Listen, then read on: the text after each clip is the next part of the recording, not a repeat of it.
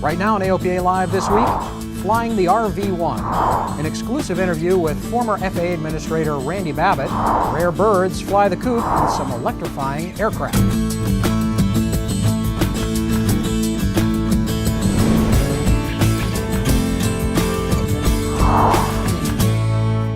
Hello and welcome to AOPA Live this week for May 24th.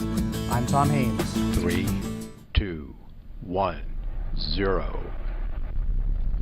And launch of the SpaceX Falcon 9 rocket as NASA turns to the private sector to resupply the International Space Station.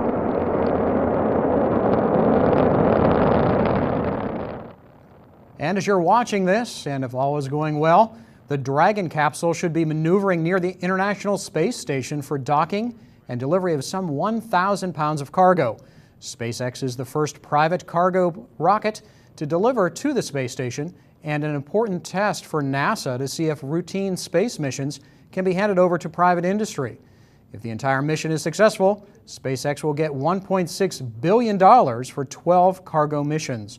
Also on board the rocket were the ashes of actors James Doohan, who played Scotty in Star Trek, and astronaut Gordon Cooper. But some of America's pioneer astronauts aren't so happy about NASA's new direction. As you might expect for some guys with the right stuff, they aren't shy about speaking out. We have been stating our policy, Neil and Jim and I, through op-eds and testimony in front of Congress for the last 2 years. It's a mission to nowhere. We have abdicated our leadership in space. There is no policy, there's no destination, there's no timetable. We can talk about putting people in a room and creating technology, but without a goal, what do they do? The space program is one of the things that this country really all looks towards, the average person.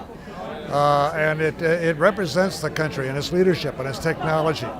And when we lose it and we become a second or third rate space country, then someone else takes over. China, even India, of course Russia, and we have no access to our own space station, in which 70% of your tax money went to build it.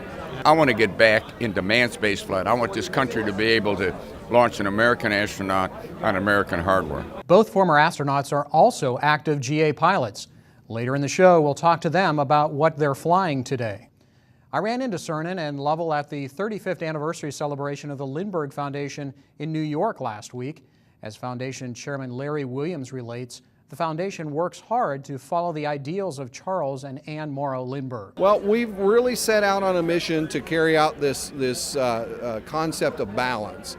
We're all in aviation, we love the technology it represents, but we also understand that we have a stewardship responsibility as far as the environment goes, and we're carrying on that tradition and that legacy that was started by the Lindberghs. The Foundation provides awards and grants that support Charles and Anne Morrow Lindbergh's philosophy of advancing human progress through technology balanced against the needs of the environment. Featured speakers included Lovell, Cernan, and Reeve Lindbergh, youngest daughter of the couple. They were joined by astronaut Neil Armstrong, who along with Jimmy Doolittle and other aviation luminaries helped found the organization in 1977. Few careers have crumbled as quickly as former FAA Administrator Randy Babbitt's when he was arrested last year for drunk driving. As we told you last week, a Virginia judge tossed the case out. This week, Babbitt came by the AOPA Live studios for an exclusive discussion about that case and provided some observations about current FAA initiatives. Yeah, it was a very difficult time. You know, when this whole event started, if I had been just an ordinary citizen, this would have been nothing, but I wasn't. And it does show you that the press in Washington, D.C. and in politics becomes a blood sport very quickly. And so with all of the negative attention that was being put on me and over the situation, guilt was not the issue. It was the focus of all this distraction. And it just wasn't right to do that to the people who work at the FAA. And so I felt the best course was just to simply resign. Once, and I'm sure a number of people have seen the videotape, I clearly didn't do anything but make a left turn. I think the judge agreed with that pretty quickly. And right. I was very pleased. Not only was I exonerated of all the charges, the judge is going to expunge the record. So that's a good thing. Right. Speaking of politics, it is everywhere, particularly this year as we're in a presidential election year. Right. And Michael Huerta was brought on, or came in as the administrator, the interim administrator. How likely do you think it is that we're going to end up with a full-time appointment to that 5-year position before the election, before the inauguration, really? You go back behind the curtain, and either party, thinking they might gain control of the White House, would be reluctant to take an action that would put somebody in an acting position for 5 years when there's an election less than 6 months away. One of the big initiatives that AOPA and EAA are collectively working toward is petitioning the FAA for an exemption for certain types of flight operations, that you wouldn't have to have a third-class medical certificate for that. How likely is it? What do you think the FAA's appetite is for accepting something like that? Well, I think it's a good atmosphere right now and a good appetite. I think we've had some good experience with the light sport aircraft and the certification with the driver's license. You know, holding people accountable for their own medical conditions. We do that anyway, to some degree. Sure. You can take a physical and 2 weeks later have something happen. You're the responsible party. And so, and I think as we move forward, I think there's a lot of interest in broadening the base of people who can fly, who are permitted to fly. And part of that is removing some of the barriers, whether it's the cost of building the airplanes, whether it's the cost of getting your ratings and all these different things that I think a lot of us in the industry are concerned are, you know, barriers that where are we going to get this next generation if we, you know, if it's so expensive and so difficult. To see the entire interview, including Babbitt's take on the future of ADS-B and FAA global leadership, visit AOPA.org/AOPA Live. A big win for AOP advocacy in Pennsylvania this week and a possible tax break for pilots. The Pennsylvania House of Representatives passed a bill to exempt aircraft purchases and maintenance from the state's 6% sales tax. As we've told folks in Pennsylvania and as legislators have understood, it's a real jobs bill. This is about bringing great aviation jobs to Pennsylvania. When similar legislation was enacted a year or so ago that applied to helicopters, one helicopter company increased its employment by almost 400 employees. As you create a better tax climate for aviation in the state, the jobs follow, and these are very good jobs, as you know, in aviation. AOPA worked with the Aviation Council of Pennsylvania to push for passage of that tax exemption. The state Senate must now approve it. And some encouraging news about general aviation accidents. The AOPA Air Safety Institute reports that flight hours were up in 2010, while the number of accidents declined from the previous year. And that means the 5-year trend of improving accident rates continues. Last year we had over 40,000 people attending safety seminars, so I have to think that that's helping. And the reality is that we've pretty much engineered most of the accident precursors out of the hardware itself. Not so easy with human beings. The primary buckets, if you want to look at that, also haven't changed very much.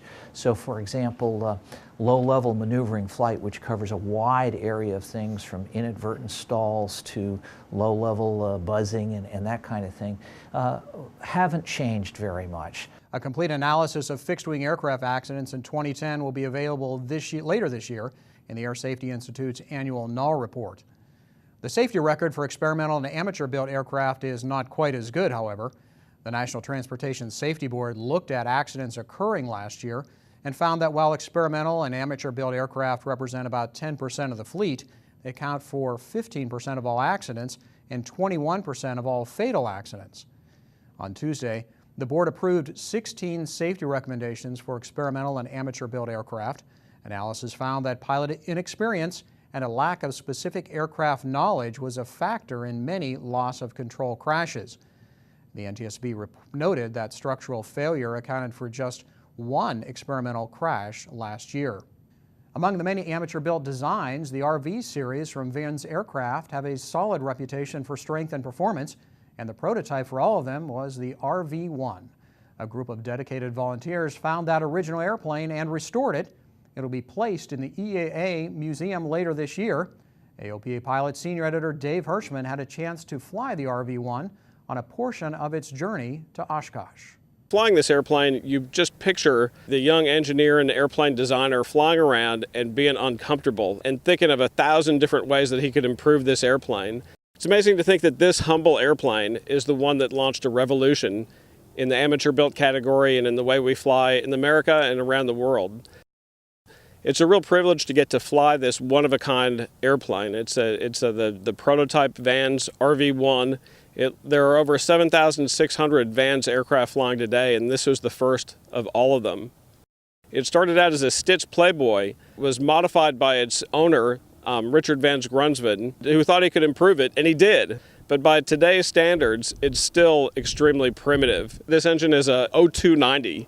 These days, most of the Vans aircraft have 0320s or better, 150 horsepower engines or more. It's got a fixed pitch prop. Today, so many Vans RV aircraft have constant speed props. The cheeked cowl is heavy fiberglass, and it's not nearly as aerodynamic as the modern airplanes. The fuselage is fabric on this airplane. Today, they're all metal. The tail wheel, that's still standard, and it works as well on this airplane as it works on today's RVs. This is a fabric-covered tail. Now they're all metal. This tail has wire bracing. Today, that's not the case. They're all aerodynamically clean. Flying the RV-1, interesting as it is, it's not a real pleasant experience. The airplane is uncomfortable. The harmony of the controls is not what you come to expect from current generation airplanes. But all that shows just the amazing progress that has been made in the last 50 years. And when you look at what he's done in the years since, you see all those changes, you see all those improvements, and we've come to accept that those improvements had to happen. But in looking back on it, you see that they really didn't have to happen, and they were one person's vision, and that person's vision has changed flying for thousands of people. Dave Hirschman, AOPA Live. The RV-1 certainly holds a special place in the world of experimental and amateur-built aircraft, spawning one of the most successful lines of experimental aircraft ever.